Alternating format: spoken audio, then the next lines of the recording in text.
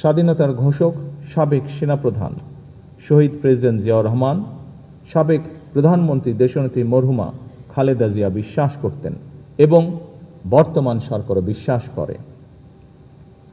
বাংলাদেশের ধর্মীয় সামাজিক মূল্যবোধে উজ্জীবিত দেশের জাতীয়তাবাদী শক্তি এবং সশস্ত্র বাহিনী যদি শক্তিমান এবং ঐক্যবদ্ধ থাকে, তাহলে বাংলাদেশকে কেউ কখনো পরাভূত করতে পারবে না। সশস্ত্র বাহিনীর আধুনিকায়নে স্বাধীনতার ঘোষক শহীদ রাষ্ট্রপতি জিয়াউর রহমান কিংবা সাবেক প্রধানমন্ত্রী ভূমিকা, দেশনেত্রী খালেদা জিয়ার ভূমিকা এবং গৃহীত পদক্ষেপ সম্পর্কে আপনারা সবাই কম বেশি অবগত আছেন। স্বাধীনতা পরবর্তী বাংলাদেশে বিশেষ করে সেনাবাহিনীতে চরম অস্থিরতা, বিশৃঙ্খলা এবং চেইন অফ কমান্ডের চরম অবনতিতে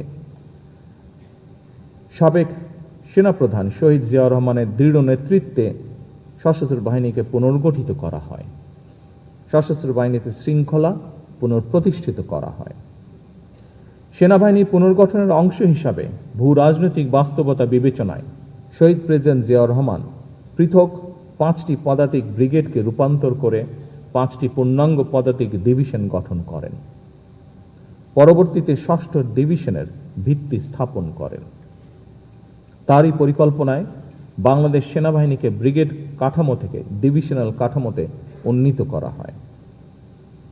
একটি স্বাধীন রাষ্ট্রের জন্য জাতীয় প্রতিরক্ষা নীতি অপরিহার্য।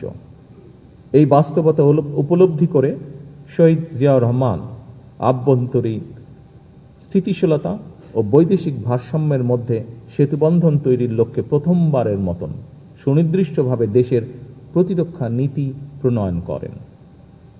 যুদ্ধকালীন সময় 1971 সালের 21শে নভেম্বর সমন্বিত আক্রমণকে তিনি বাংলাদেশের প্রথম যৌথ যুদ্ধের মডেল হিসেবে স্বীকৃতি দিয়ে আধুনিক রণকৌশলের ভিত্তি মজবুত করেছিলেন। তিনি সশস্ত্র বাহিনীকে কেবল একটি সামরিক শক্তি হিসেবেই দেখেননি, বরং একে নৈতিক শক্তি এবং জনগণের প্রতি ভালোবাসার এক অনন্য মাত্রায় উন্নীত করেছিলেন। সামরিক শিক্ষা ও প্রাতিষ্ঠানিক উন্নয়নে শহীদ জিয়ার অবদান অনন্য। তারই হাত ধরেই 1977 সালে প্রতিষ্ঠিত হয় defence service command and staff college.